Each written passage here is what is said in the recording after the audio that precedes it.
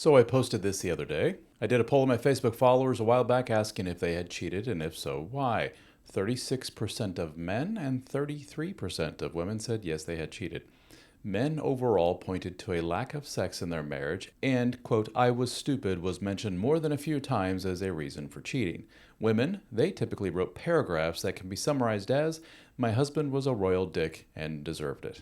What's interesting, as always, the gender splits in the comments of what people thought about this post. A lot of men saw that as, I guess, if there was a contest between men and women and reasons for cheating, they thought that the men won the prize as far as being, I guess, a more altruistic or not as bad a reason for cheating. And what was interesting is that women saw it, on the other hand, as a very simplistic reason for cheating. In other words, the man did the ultimate act of betrayal just because, I was stupid, or, I wasn't getting any. And men saw the women over explaining, with paragraphs and paragraphs of stories to me as a way of, in a way, evading accountability, that they had to construct really vivid stories to justify doing what it is that they did.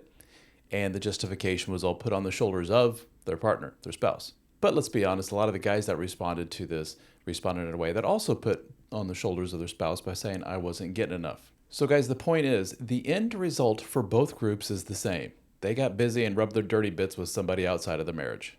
The end. We can try to explain away, we can try to say one is more accountable than the other, one is worse than the other, but the end result is the same. We can try to explain it away, we can try to justify it, but in the end, it's ultimately a pretty selfish act. One that we are all susceptible to, no matter how much you try to convince yourself otherwise. This is why the old boundaries and learning how to deal with temptation is extremely important for a person in a long-term monogamous marriage. 36% and 33% is not an insignificant number. Just food for thought, guys.